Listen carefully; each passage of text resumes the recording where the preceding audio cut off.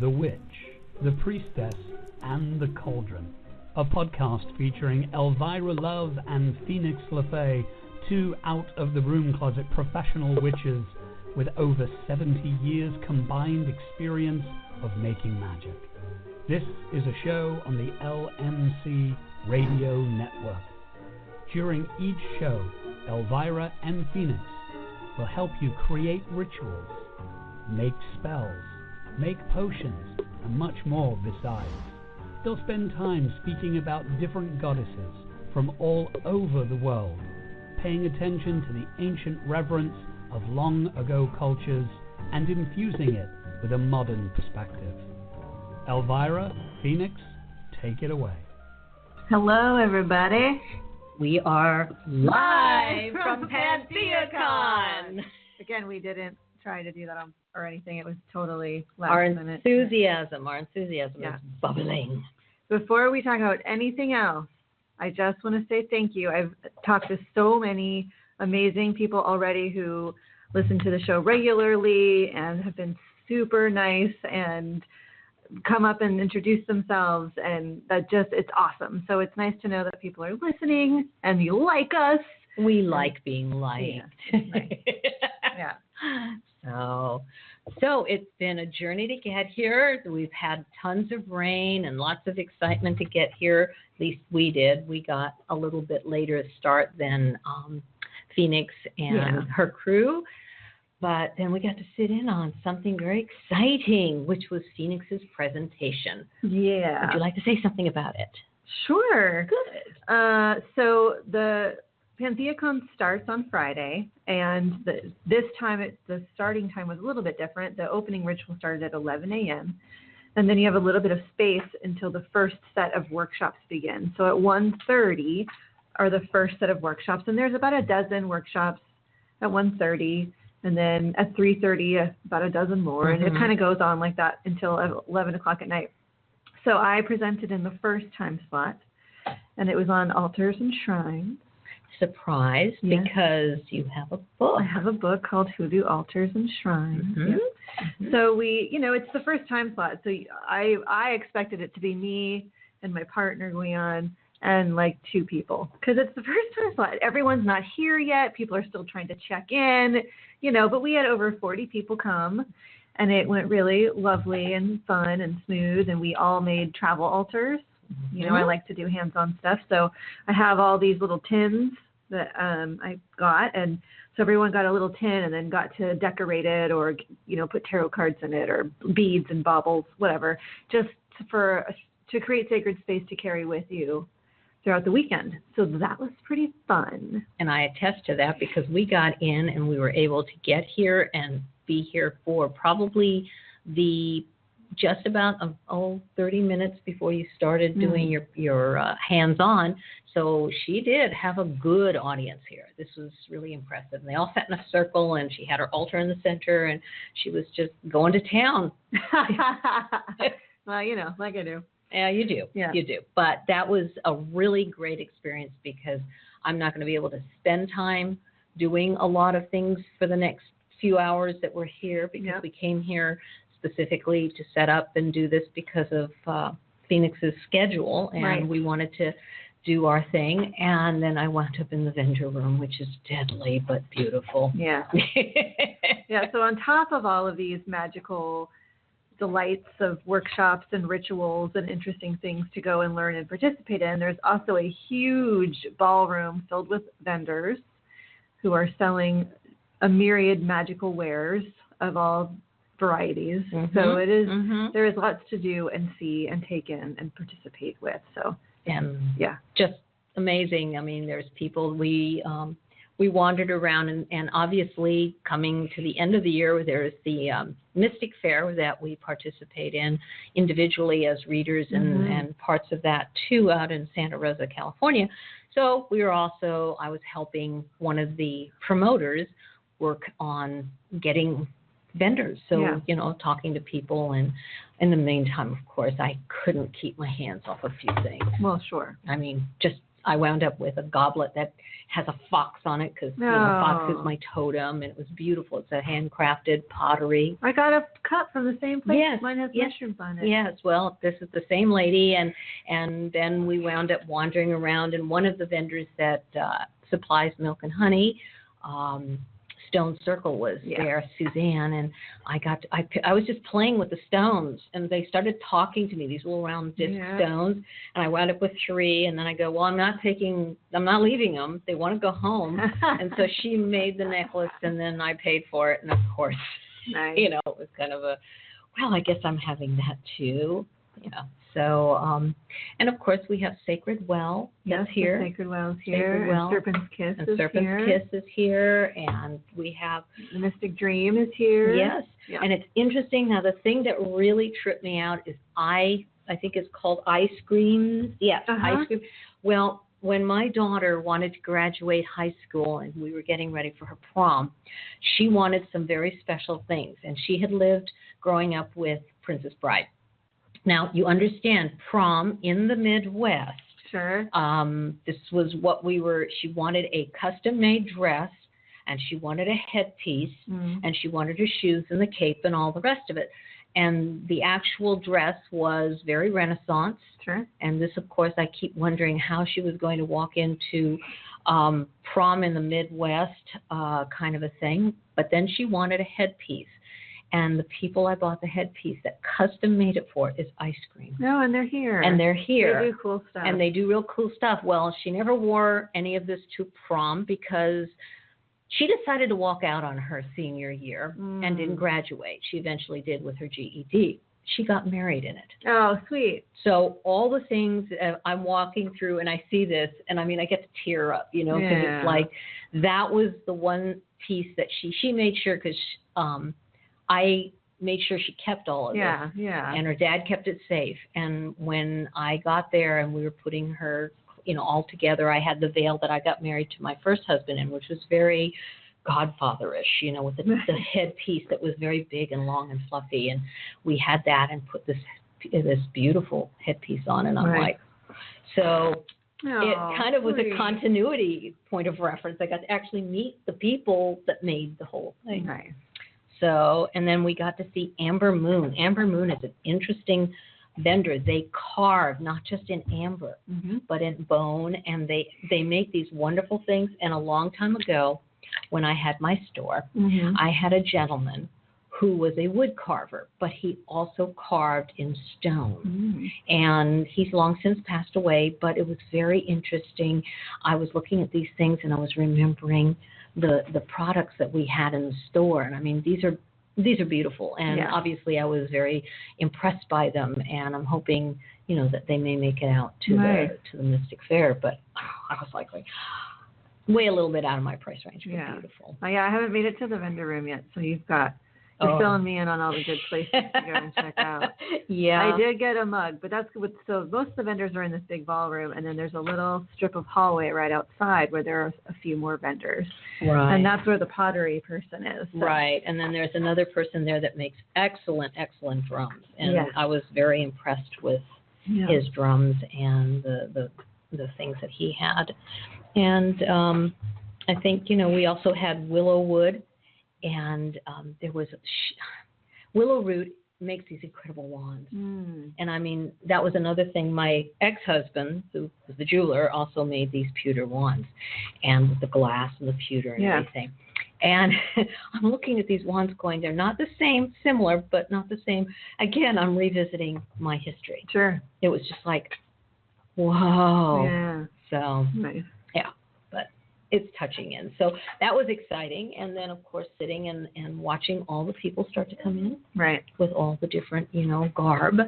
And it's also hard to talk to Phoenix because she's all made up right now, almost completely, with her makeup on her face with these wonderful red lines. And she's just, really getting I'm into invoking Hecate at a ritual as soon as the show is over. So I had to get ready before the show. So I'm quite dramatic.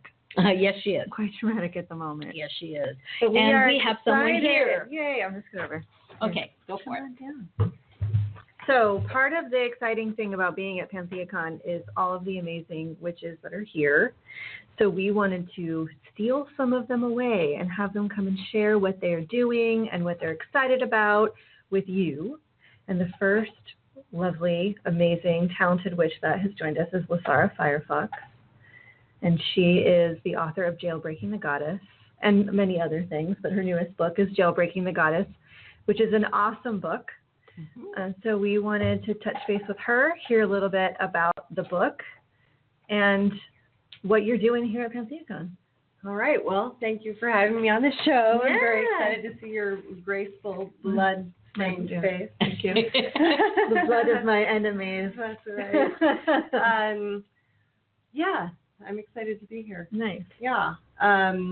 It's, as always, overwhelming. Oh, yeah. You know, PantheaCon's overwhelming. Even though I'm playing it pretty mellow today. I have a lot coming up over the next couple of days, kicking off tonight at 9 p.m. with a Eleusinian meet and greet in our hospitality suite, the Magical Cauldron Hospitality Suite, which is the last room on the second floor as you head down the hallway. So if people are around and want to come and join us for that, that's going to be fun. And we'll be toasting to some of the Greek pantheon, and that'll be a good time. And then tomorrow I am doing a workshop on spirit possession. Oh, cool. That's tomorrow night at 9. I'm doing tarot readings tomorrow afternoon and a book signing at 6 in the vendors area. And then Sunday, I am doing more stuff with Magical Cauldron. We're having a noon sing, a collective sing thing, as my mom likes to call it. Nice. It's a sing together of some of the songs that we share in our circles. And that's been, this will be, I think, the third year that we're doing that. It's a very popular time for people to come together and raise their voices in jubilation and prayer. Nice. And then I have my Jailbreaking the Goddess workshop at 1:30. On Sunday? On Sunday. Okay. 1:30? 1:30. I should grab my... I'll confirm while you continue to talk excellent. about that, yeah. And so that will be a Jailbreaking the Goddess workshop. And then after that, I'm doing Uprooting Patriarchy in the Fairy Suite on the 10th floor. And then after that, I'm doing a Melissa ritual at the Magical Cauldron Suite. And I think that's it. And then Monday evening, I'm doing a book signing event at East West Books in Mountain View. Wow, you are going to be busy. Yeah. Nice. So, like I said, playing it kind of mellow today, so I can store up my energy. Yeah. for the rest of the weekend. What can you tell us a little bit about the Magical Cauldron and what that's all about? Yeah, it's our family traditions lineage. It's our group. It's Magical Cauldron is a religious organization. It's not registered as a church, but a religious organization. We have an active clergy. We've been around for quite a long time now, and one of the main things that people may know us by is that we do an Eleusinian initiation cycle that is known of in certain circles. Yeah. Yeah. It's been we adopted it from Church of All Worlds many years ago, and when we took it on, we expanded it from a 6-month cycle to a 2-year initiation cycle. Wow. And which is more in alignment with what the actual rites of Eleusis were. They were a 2-year cycle, and then we also have done. We aren't Reconstructionists. Yeah. We're a lot more flexible than that, but we do tie in. We do an incredible amount of research and do tie in as much as we can of the real roots of the cycle from what can be found. Sure. There's not a lot because it's a secret. It's a mystery. Right. Nice. If someone wanted to get involved or find more information about that. magicalcauldron.org. Cool. Yeah, and so I'm doing a lot of stuff with Magical Cauldron this time. And if they want to find out more about me and what I'm doing, I also have an initiation cycle. That's a 7-month initiation cycle that's based on the work in Jailbreaking the Goddess, specifically around the 5-fold model, archetypal system, which you know about, but our listeners. Yes, please share about this because it's totally freaking awesome. Okay. So Jailbreaking the Goddess, in Jailbreaking the Goddess, I offer forth a 5-fold model, kind of as an alternative to the 3-fold model, although also the 3-fold model can be nested into the 5-fold model if people are very, like my family tradition, we do a lot of 3-fold stuff. And so I'm not saying, that people should abandon what works for them. So there are ways to integrate the two sets, actually. But the 5-fold model is specifically not based on our biological predestination concepts. So, because I personally, I feel like the 3-fold model has a lot of embedded patriarchy. Sure. A lot of embedded patriarchy. And so the 5-fold model is a way to sort of evolve our concepts, jailbreak our concepts of the goddess so that we can become a little bit more liberated around what it means to be a woman, what it means to be female, what the feminine divine is. A lot of the 3-fold model, and we, it's not like we're intentionally shackling women within goddess worship, but unintentionally there's a certain level of embedded expectation and really, as far as I'm concerned, outmoded ideas of what a woman is for, specifically giving children to the community or offering heirs, which is a very patriarchal idea. And so the 5-fold model is we are what we are, not what we give. So the idea of the female body as a utility is something that I talk a lot about in Jailbreaking, about overcoming that idea that women's bodies are here as a utility, whether it's a sexual or procreative utility. That 3-fold system here, like maiden, mother, crone, is very sort of uterine focused. Like this is what your uterus and your body is doing or quote unquote capable of at this phase in your life. So it does really tie that feminine divinity to what our bodies are doing. And for folks who maybe women who won't ever have a uterus or had one and had to have it taken out, that system really alienates a lot of women who want to connect to goddess work. Definitely. And as a clergy member, I grew up in paganism, and so I have a kind of different perspective than people who didn't grow up in paganism. And I'm an anarchist, and I'm a strong feminist.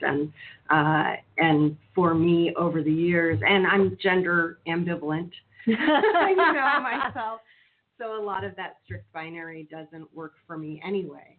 And over the years, I've listened to my community and listened to where people were saying that they felt left out of the circle or left out of the concept of the feminine divine.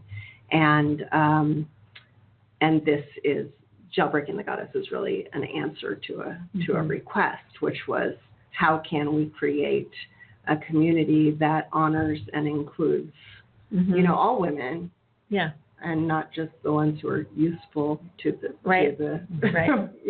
procreative urge or capacity. Nice. What are the 5-fold? Yes, good question. Thank you for asking. So the 5 are femella, which means child. Potens, which means strength or potential. She's like femella is like Nimue would be an example of femella.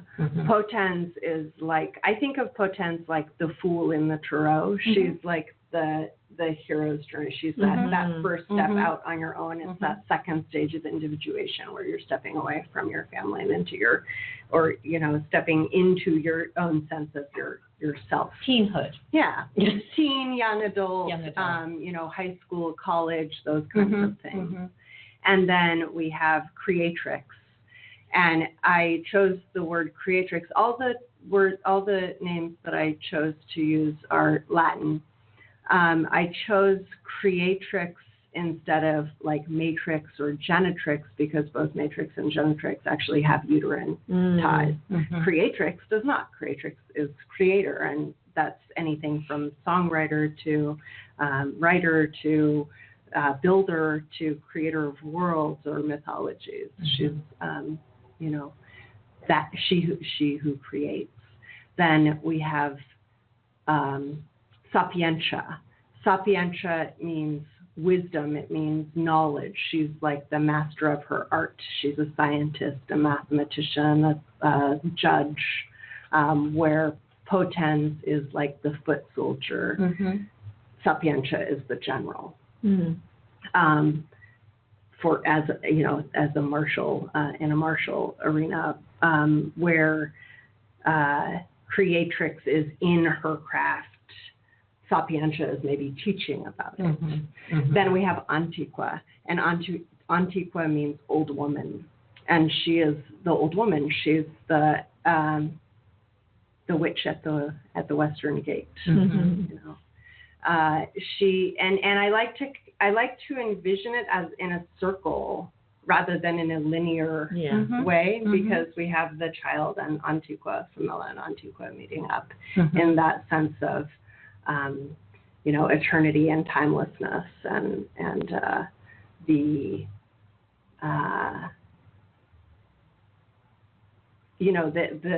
ineffable transitions of birth and death. And so those are the five, and you can configure it in a linear, like I just did chronologically, right? Because that's a useful construct. But also, one of the things about breaking away from the biological framework is that we actually have the capacity of becoming fully nonlinear. That we can go back. We can be multivalent. We can be more than one place at a time. Right. We may be experiencing potens in a love relationship while we're experiencing sapientia in our career, Right. For example. Or we may be experiencing creatrix in our parenting experience, like actually having a child while we are experiencing Antiqua in our, helping our parent to cross over. Right. So that makes it a nonlinear because of the way things cross back and forth and weave a web more than just a straight line. Right. And I think that it's two things that I think are very valuable about the fivefold model is one, our lives are longer than a threefold model affords us Now, and then also the idea that we don't exist in a linear trajectory. Any of us who are over a certain age know that we go through a lot of different stages, and so being able to have that flexibility, and I know, having grown up, like I said, in paganism, like the threefold model, people would say, "Oh yeah, I'm feeling very much in the maiden archetype right now," but when it's actually based on uterine capacity, it's like you don't actually go back to pre-menarche. Right. Right. That doesn't happen. Right. Born again virgin and all. Right. Right. Yeah. So that's part of it. The fivefold model is very much about really honoring our life experiences and the lived experience of what it means to be female. Nice. Sounds really interesting. And I did buy your book when you were at Milk and Honey when you were there. Awesome. Yeah. So it was very interesting. I was sort of on the periphery when you were giving a little talk. Yeah. So I said, this is very sort of, I like it. And so I pulled away and got my book and then went and did some readings. Yeah. I didn't get to take all of it in. So. Yeah. Well, it's at Milk and Honey, but where else can people find it?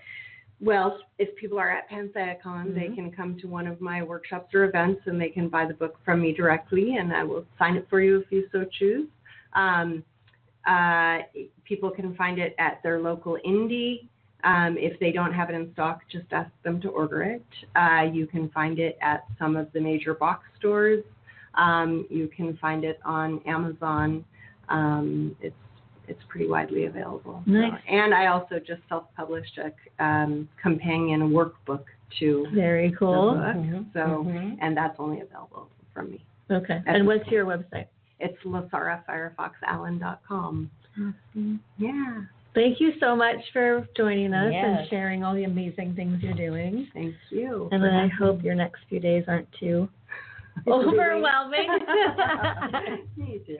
Try and Fun. get some rest between all of your busy. I will Yeah. try. Yeah. We know that rest is not the main thing. we do Not at when you con. come here. So this time frame, True. you rest afterwards. Thank you. Thank you so much. Bye. Sarah. Thank you. So a quick side note, we were going to just take over the lobby of PantheaCon, and then we ran into a little bit of trouble, which I didn't feel like dealing with. So we came up to our room, and we are broadcasting from the room. So if you are looking for us in the lobby, you won't be able to find us. We'll find it. We're hiding, and I'm not going to broadcast what room we're in. All right, so now where are we as far as break goes, folks? We have 2 minutes. Oh, sweet. So now we are being joined by a gaggle of witches. Hi, gaggle. Yay. Gaggle. Here we come a-gaggling among the halls so green. Here You're we come singing for us. a-wandering, such witches Have to be seats, seen. have seats. Yes. We have some traditional Wicca witches. Thank you for making sure my hair is good for the podcast, Thorn. Well, that's why we allow men in the tradition. Yeah, Yeah, important what you yeah. look like. Yeah. So we are being joined by Thorn Mooney and Jason Mankey, and the gaggle of other folks who are hiding in the background. If you call me a hangers-on. No, I'm never. So would you folks share a little bit about the tradition you're involved in and what you're excited about doing while you're here? Jason and I are both Gardnerian Wiccans, which I think if you talked about that 30 years ago, more people would have a handle on what that was. Nowadays, I'm very surprised to be asked exactly what that means. So we practice Wicca kind of as it was originally conceived in the mid-20th century, coming out of Britain. And personally, I found that that's often quite a bit different than what people are exposed to initially when they explore Wicca. So I feel like Jason and I are a little bit different. Well, yeah, I think it is really different to some degree. This is Wicca, and the founder of it didn't call it Wicca. He never called it Wicca. He called it witchcraft. He said these people are in the witch cult. So when I hear traditional Wiccan or traditional witches telling me that I'm not a witch and that I'm a Wiccan, I'm like, no. Read a book. Read a book. It's not right. Gerald only called it witchcraft, and he used the word Wicca with one C in a very particular way. So it's like Jesus not being a Christian. And yeah, but Gardner was practicing in the 50s and the 60s, and he was practicing before kind of the blow up of what we sometimes call the hippie movement. I don't know if hippie is still a politically correct term. I think it's okay. Yeah. Let's call it the American counterculture. Yes, That's what we do in counterculture is good. academia. Yeah. Wise. That was wise. But I mean, a lot of those influences are a part of sort of the bigger, broader general pagan picture, and are certainly a part of Llewellyn Wicca, or you go to the, you start your own coven kind of Wicca. Right. And those things are absent in Gardnerian craft. Right. Because it predates that. So it is really different, I think. So I want to make a quick side note here. I have mentioned Jason Mankey a million times on our podcast. And so he's here live talking to us. I feel super stoked about that. Well, it's that check I send you to drop my name. So I'm glad it's working out. Yeah, hopefully that's spilling back over to you somehow. I don't know. Yeah. So the con excites you about being at the con. What are you going to do? What are you looking forward to? I was telling Jason earlier, my favorite thing about PantheaCon, this is only my second year. I've done the festival thing for a long time. I've been a pagan for decades, right? But second year at PantheaCon, and it's wandering the halls, being amongst people who I admired when I was 14, 15, 16. Like, oh man, like Raven Gramassi just spoke to me, right? Or that's Christopher Penczak, or oh my God, Selena Fox, and I'm like fangirling all over the place. Yeah. That's what's so exciting. It's like I'm in a hotel with history.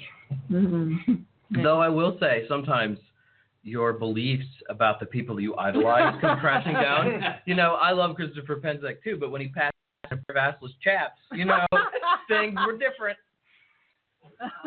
Well, no, I was saying that it humanizes them too, though, right? Like It does. So, And he did really wear assless chaps. I'm not kidding. I love Christopher. talk about humanizing. Yeah. So go Google Christopher Penczak right now if you don't know who we're talking about, and you'll have a whole new image to add to that picture. Well, I think pagans, like we for all our talk of autonomy and blah blah blah, like we have a huge celebrity culture. Like we love our big name pagans. We love our authors. We are such a text-based group of traditions, and getting to see that. Oh, you know, it's like those Us Weekly things where it's like, you know, Christopher Penczak, he goes grocery shopping just like us, right, or whatever. Getting to see the kind of the more human side of people, right? Like, it's what made me think, hey, I could write a book. And lo, it was so. Yeah. Once you think it, start in the process, and not too long it comes into being, right? It's like magic. It is magic. Writer magic. All right, so we have a few minutes before we take a break. So I want to hear you guys babble on a little bit more about PantheaCon, and then when we come back from our break, I'd like to hear about the books that are going on. Sure. So, okay, we'll just take a break now, and then we can talk about books. Good call, Alan. You're listening to The Witch, The Priestess, and The Cauldron, the radio LMC Radio Network. Stay tuned, as more magic is coming your way right after these messages. Yeah, start a whole side mission.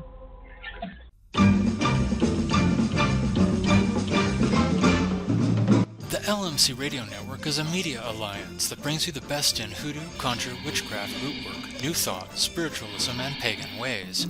Our shows include the Lucky Mojo Hoodoo Rootwork Hour, live on Sundays from 3 to 4:30 Pacific Time. The Crystal Silence League Hour, The Witch, the Priestess, and the Cauldron, Mystics, Mages, and Magical Places, and the Now You Know Show. All these shows are available as audio podcasts via the Lucky Mojo forum at forum.luckymojo.com and at YouTube, where we make daily video uploads. Please like and subscribe at youtube.com/Lucky Mojo Curio Co. Sponsored by the Lucky Mojo Curio Company, makers of handcrafted spiritual supplies and offering the widest selection of magical herbs and roots, plus hundreds of free web pages filled with spellcasting tips and fortune-telling techniques. Our shop is located in Forestville, California, and we sell retail and wholesale online at luckymojo.com.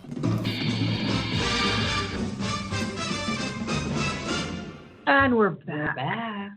All right, books. Mr. Mankey, would you like to start us off? Because you've got 40 books out now, something like that? Yeah, I have two. Yeah, Sweet. so it's just like Close. 40. Basically 40.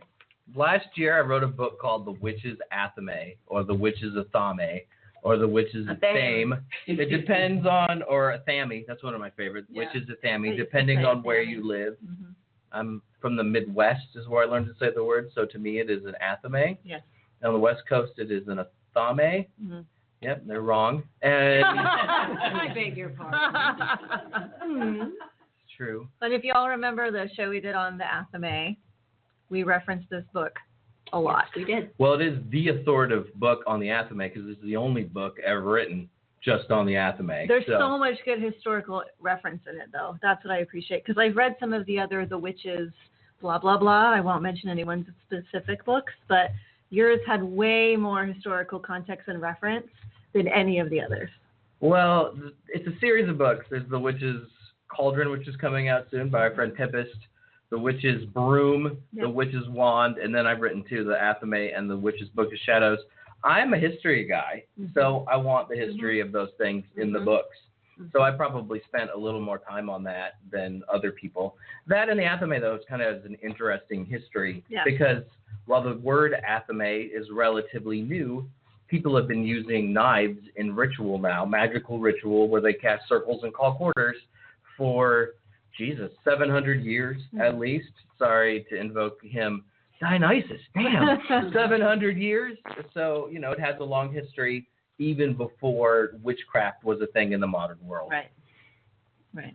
Yeah, and the Witch's Book of Shadows has even more history. I'm in it. And Thorn's in it. Nice.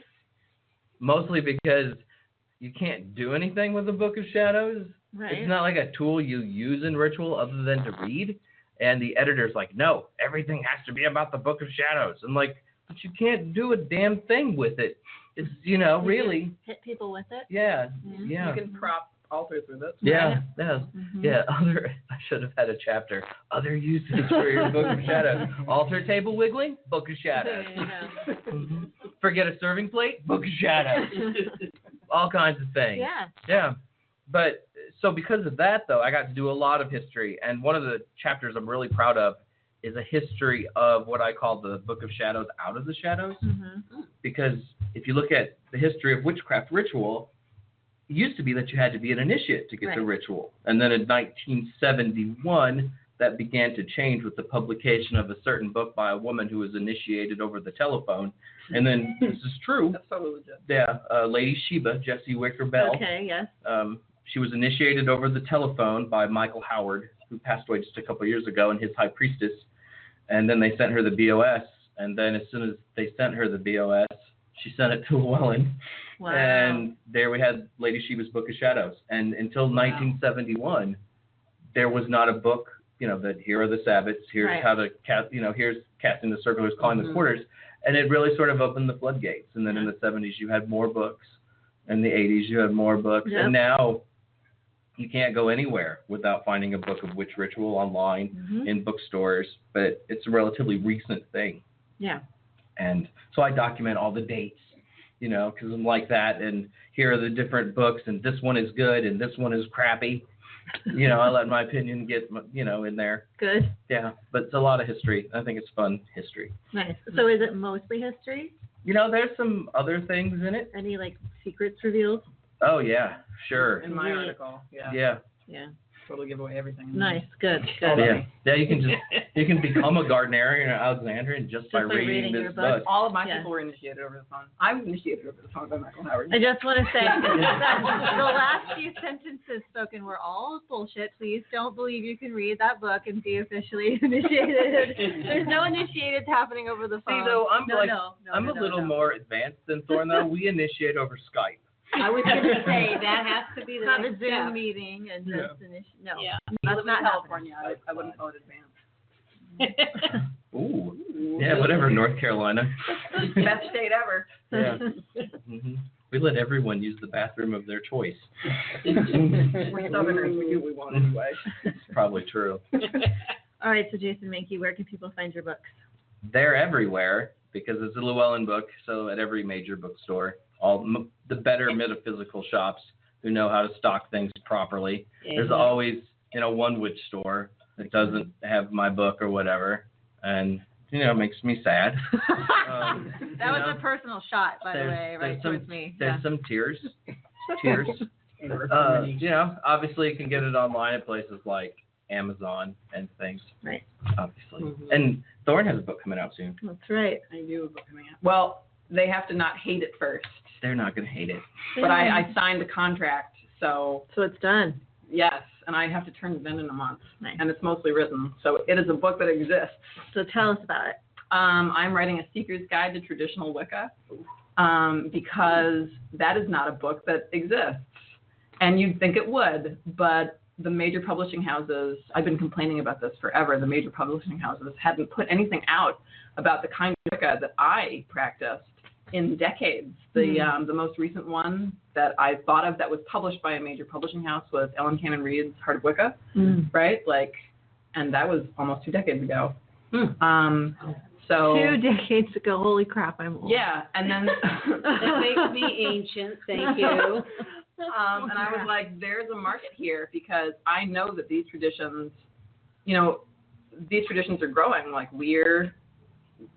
You can't throw a cat without hitting a bunch of Gardnerians at PantheaCon. And I think people have this idea that there aren't traditional Wiccan witches running around, and that's just so far, and the covens that I know are really healthy and growing, and there's no resources. Like when a seeker comes to me and says, what can I read? I'm giving them books that were written 50 years ago, and that's ridiculous. Yeah. Because let's be real, even though those books are amazing, nobody wants to read them now. Like, Yeah, sure. Well, they're not really relevant in some way because the culture has changed. The culture has changed a lot. Exactly. Right. So I was like, well, you know what? I'm going to do the thing. And it was actually here at PentheaCon last year. I just drank too much wine, and I was like, we're going to the well in Sweden. Like Liquid you do. courage. Like you do when you're here. Liquid courage. Yeah. And I wrote a proposal. And anyway, they were pretty pumped about it. And I figured I'm going to write this book anyway. So it's looking like March 2018, provided all goes well. So that'll be a thing. Nice. And then when you, dear coven leader, have seekers that you give advice to, you can just be like, oh, I want to talk to you. Go read this book. So this is all for you. Oh, I'm sick of writing the same email over and over again. Just read this book. Nice. Well, that's excellent because that gives somebody a base, and that you filled a niche that was really needed. Right. Hoping so. Oh, I know it's so. I really think we're in a new golden age of pagan publishing, though. There are so many more publishing houses. There are so many good books. I don't think books sell as much as they used to. Some of it's pirating. But some of it's because there's just so many different titles available, and it caters more to specific groups and niches, I think, than it used to. So many specialty houses. I mean, one of the things about PentheaCon, like the shopping is great because Fields Books is downstairs, right? I can go, and if you want something really specific on some kind of witchcraft practice in this tiny place of whatever, right? Like you can go downstairs and you can pay $80 and get that. And I will. And then my wife will go, God damn it, Jason. How much did you spend at Fields? On books? Yeah.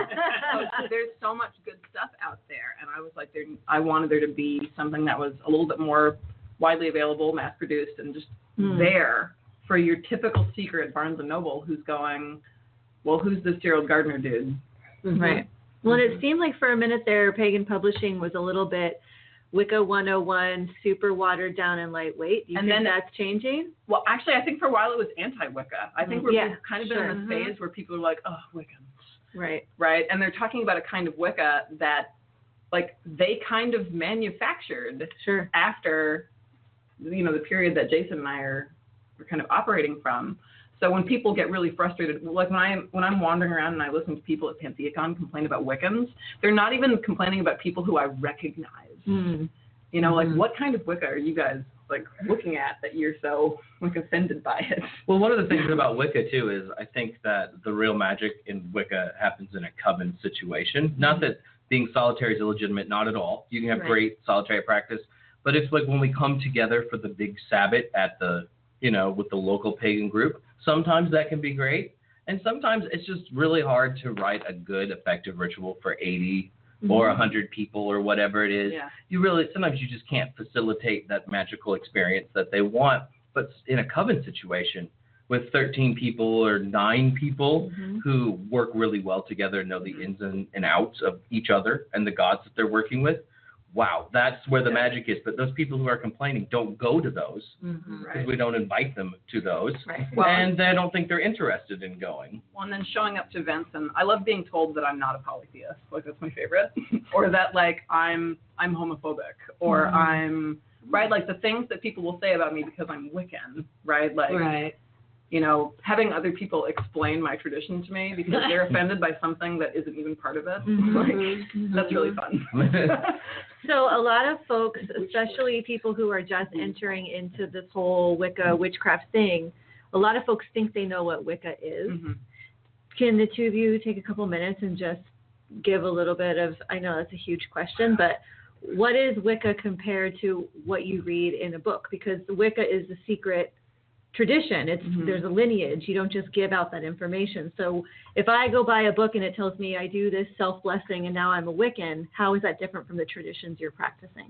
Do you want to go? Or? You can go first if you want. Wow, I'm like processing answers in my brain. Well, kind of, I have a series of like words, like boxes, like categories that I check that sort of like, to me, Wicca, what I'm doing, this is an oath-bound tradition of British traditional witchcraft that emphasizes a particular liturgy, a body of rituals that it's an emphasis on orthopraxy, right? Which means that we might have different ideas about how the gods work or who the gods, right? Like there are theological questions at stake, but Wicca creates a space for that. So my particular worldview is very polytheistic, right? The way we see the gods is something that I think most devotional polytheists would recognize. Yeah. And that's our relationship with them because that's how they interact with us. Whereas Jason's group might do things differently, but we're still operating within the same tradition because we're united by a shared history, a shared liturgy, and a shared orthopraxy, right? Yeah, well, I think if you're trying to define that, and I try to be broad with the definition of the word, like just because you're not in an initiated Wiccan group doesn't mean you're not a Wiccan. Sure. I think anybody can be a Wiccan. But to be a part of a particular tradition, then you have to be initiated. And I think Wicca is really defined by its ritual practice. What do you do? Do you cast a circle, call quarters? Are you calling deity, goddess, and or god? What are your holidays? Oh, we're celebrating the equinoxes and the solstices and the days in between. To me, that's pretty much Wiccan. Yeah. And there's not a test, I think, within Wicca for what your beliefs about deities are. I mean, there are some people who say all goddesses are one goddess, and that's fine. And then there are, I know, atheist Wiccans, and then there are people like Thorne and I think, who are both polytheists. In Gerald's books, he says the gods are not all powerful. They're the small gods. Yeah, they want people to be happy and the earth to be fertile, but they need help with that. And I think that's in Witchcraft Today. I just know this because I'm always reading these damn books to write books. And, and to me, when you say the gods are not all powerful, you're really kind of expressing a polytheist worldview in so many ways, And I think different traditions within Wicca, like Alexandrian or Gardnerian or Blue Star or whatever they are, they usually pick a couple of specific deities to work with that might be unique to the tradition. So you're inheriting those deities, and then you're inheriting the 60 years or 40 years or whatever it is of collected wisdom of the tradition and how they do ritual. And I think that's really important. In the Witch's Book of Shadows, I talk about, are there any secrets left? Right. Because people have been publishing Oathbound BOSs for years. Right. I think the first one came out just a few months after Gerald Gardner's corpse was cold. But there are still secrets because you have all of this history from all of these different priestesses and priests, and that's just not out there. There's an oral component that gets lost. I think that Wicca is very much an oral tradition, or Wicca as we practice is an oral tradition. And so, like, you could get a hold of my Book of Shadows, and I would be sad about it, but that wouldn't make you a member. That wouldn't give you the right to what I was doing because you'd be missing this huge component. It's the equivalent of, like, I can get a syllabus for a course, right? But if I'm not actually taking the course, that's a thing I'm not getting. So I feel like if you've got my BOS, like, that's nice, like, read the syllabus, but if you don't come to class, you're still getting enough. That's a really good way of putting it. I mean, I think Wicca is about doing. Yeah. It's not just about reading. It's about doing. It's about being in the circle, calling the powers that you call, celebrating the Sabbaths, and creating a family. Yeah. That's what a coven is. A coven is a family. And I think that's one of the things that people don't get about what a coven is supposed to be. You don't just, hey, we're going to form a coven. Who are you? That's not how it works. We're going to invite you into our coven, because we think that you are part of our family now. Right. And that's the perfect love and perfect trust thing. It's not just a phrase. It's the definition of a coven. Yeah. That's how you have a coven. And a lot of people think they know Wicca, but they don't have that experience. Yeah. So in some ways, they're really not experiencing Wicca. Yeah. The challenge for me in writing has been that I came in, like, I'm a grown-up Silver Ravenwolf teen witch, right? Like, that is my generation. The craft was totally targeted at me, right? Like, it's one of the greatest movies ever made. I still maintain, and I still adore Silver Ravenwolf and that whole generation of writers. And the hard part about writing this book was, how do I write something that puts across who I am now without disparaging these other communities that are so important to me, right? I agree with Jason. There are lots of ways to do Wicca. And when I talk about being Wiccan, that's not a reflection on other people's practice, right?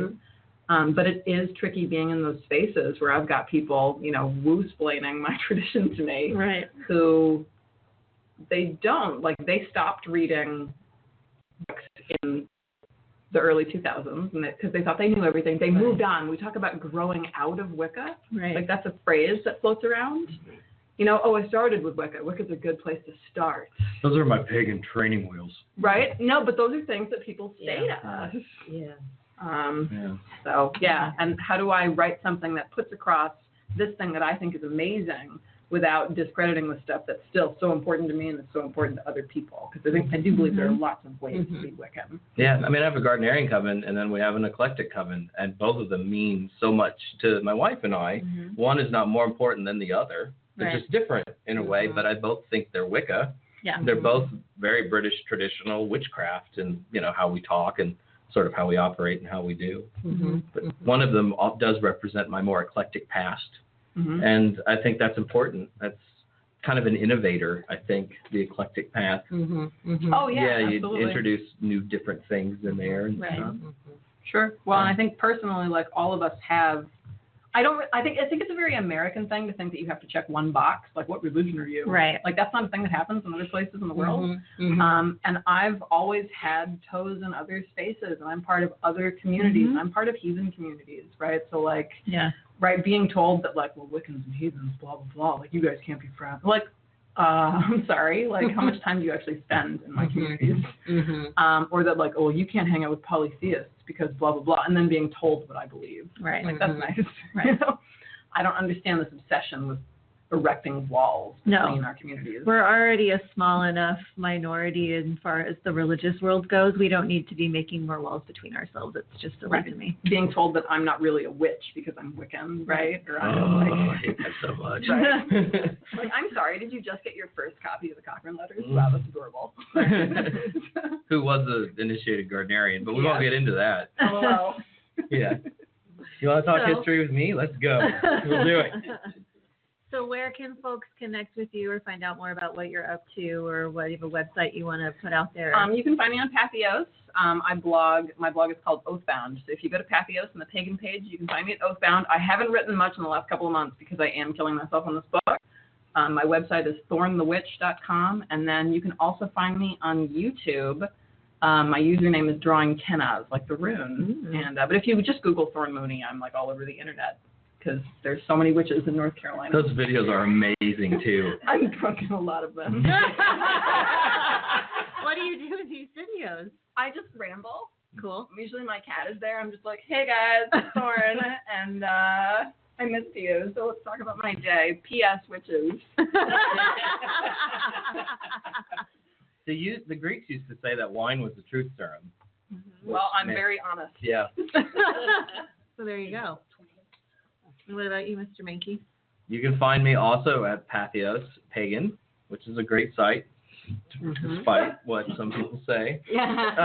And my blog there is called Raise the Horns. All you have to do is just Google Jason Mankey, and I come up. Though there are two others in the country, and I feel bad for them.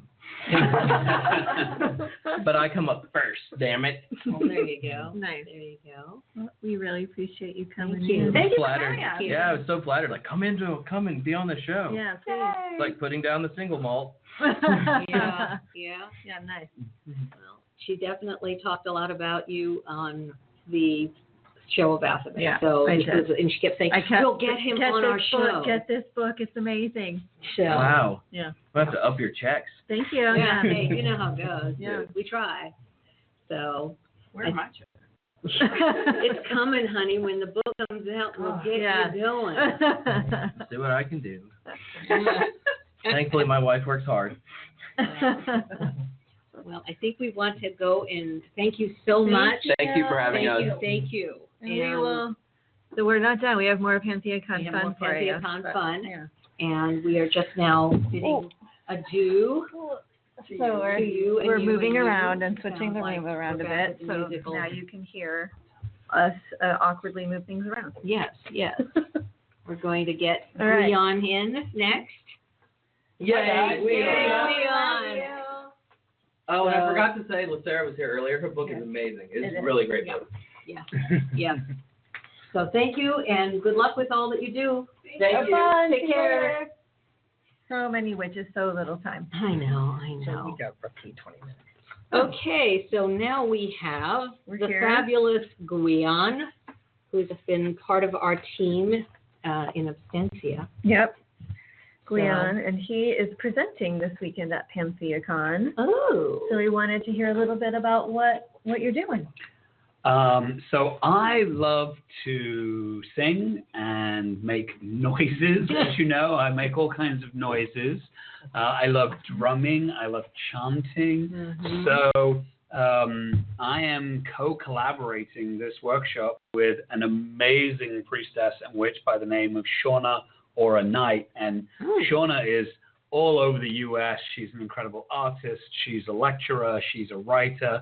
And at PantheaCon last year, we started geeking out about music and how we both love how sound comes into ritual, not just singing, but the various sounds that might be chanting or clapping hands or bringing bells, whatever it might be that you bring into ritual, and how sound can really add to the experience of ritual. So what we're going to do on Monday is invite however many people show up to our little shindig and create sound. And some of it might be song, and some of it might be noise, and some of it might be rhythm, percussion. But we're just going to make noise. I'm a firm believer that many witches and pagans and ritual practitioners think that singing only belongs to the choir, right? Or only belongs to the professional musician. And while professional musicians do incredible things, we can all make noise. We can all make sound. And so how do we bring our full musical selves, noisy selves to ritual? And that's what we're working on. So that's going to be fun. So is this going to include as well, because on shaman work, they do a lot of, they'll get into the growling and the tweeting and the birding and the different things that represent whatever they're feeling at the time. So is this going to actually carry that into it? Could be, yeah. The little there you secret go. with Shauna and I, we're going to really rely on the people that are there. We have some pieces, some exercises. Like imagine if we were all going to Disneyland. Shauna and I are sitting in the front seat, and we generally know where Disneyland is, but we're going to ask everybody in the back of the minivan with us to kind of give us directions. Okay. So yeah, depending on who shows up and what happens in the room, it's really going to be very co-collaborative. So for sure, we may well bring in sounds. There's one piece, for instance, where I imagine we're going to be working with water.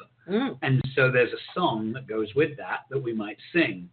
But if you think about water, there's all kinds of ocean noises and waves and drips and splits and splops. And so some of those will definitely come in. So yeah, for sure, we'll be bringing in all kinds of noise.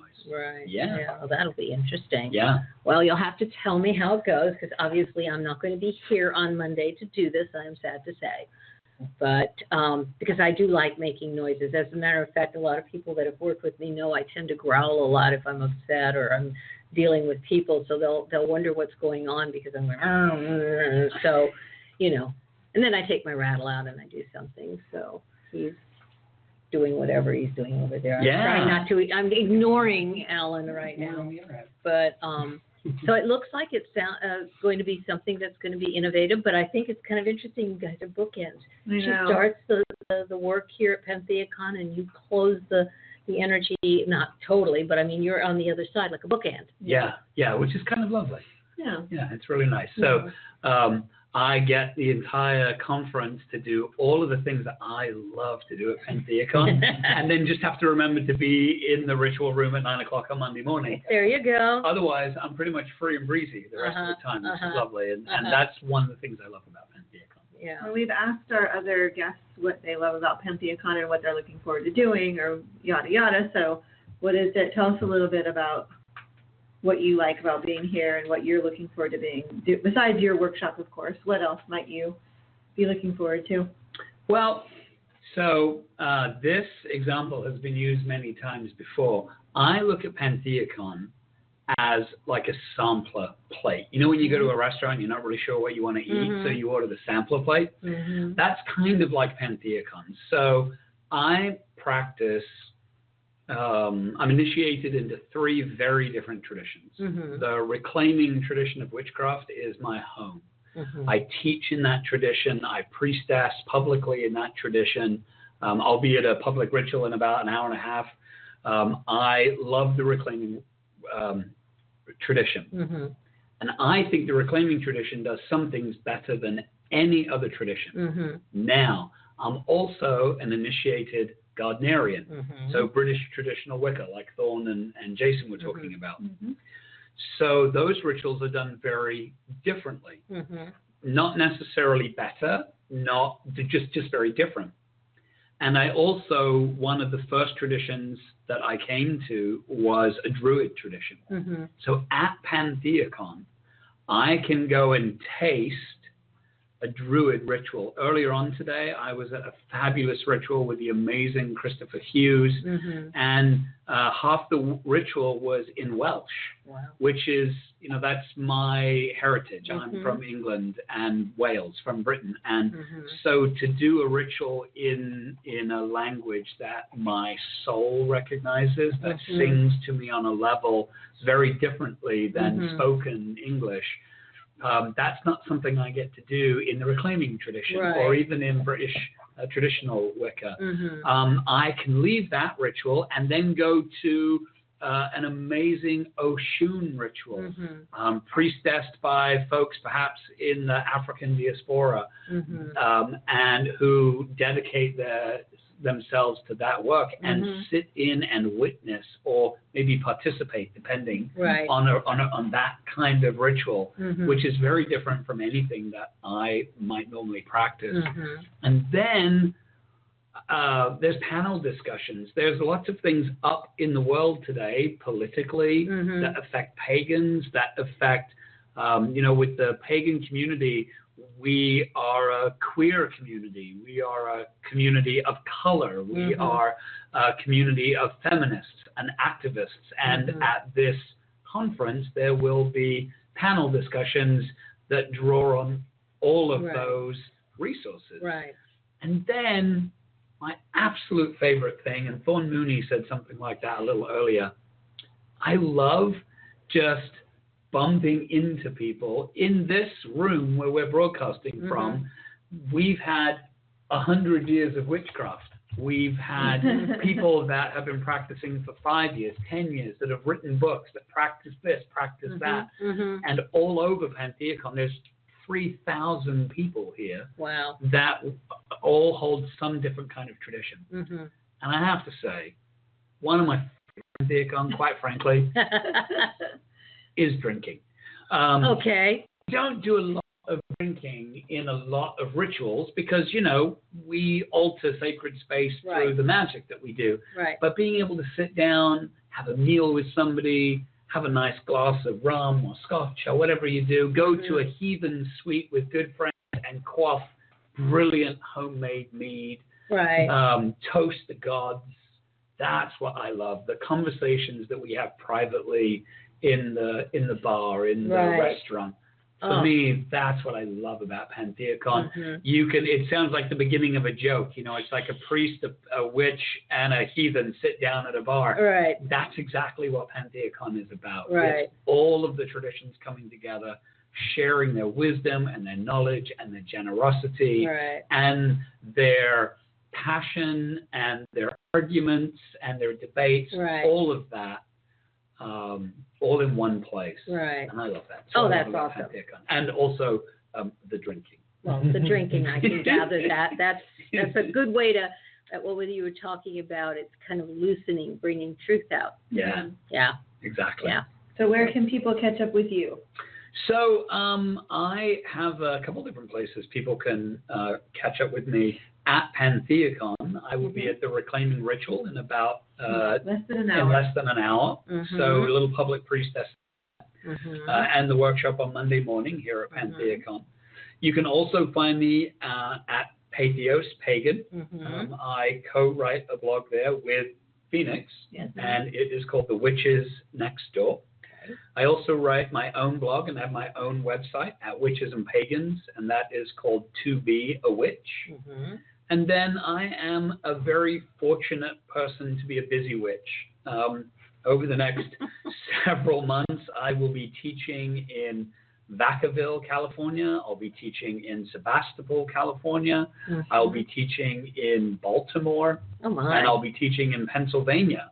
So I have, I'll be all over the place this year. So lots of different places you can catch up with me. But tobeawitch.com or Patheos Pagan, The Witches Next Door. Sounds good. Thank you so much. Thank you, Leon. You're very welcome, and I'm off to the bar. You're off to the bar. You're not going to the ritual? Oh yeah, ritual. Then He's going to the bar, then the ritual. All right. All right. So we had a little extra time tonight. Yes. Yeah. We ran a little late because we wanted to make sure all of the folks who were going to come and join us had a chance. And, but we don't have. We could have gone for another 20 minutes. Oh, but yeah. I have to go to a ritual. You have to go to a ritual, and we have to pack up and go home. Do you remember what next week is? Amaterasu. All right. So next week is the Japanese goddess. Of sun. Of the sun. Amaterasu. Thank you all so much for joining us. Thank if you. you're at PantheaCon, come and say hello. And yeah, have fun. Have fun. Enjoy. Thank you for listening to The Witch, The Priestess, and The Cauldron, a radio podcast on the LMC Radio Network. Our podcast airs live every Friday at 6 p.m. Pacific Time and is available for download. Questions or comments on this show or ideas for upcoming shows can be sent to our website at witchpriestessandcauldron.com. That's witchpriestessandcauldron.com. On behalf of Elvira, Phoenix, and myself, Gwion Raven, a big merry meet, merry part, and merry meet again. Blessed be.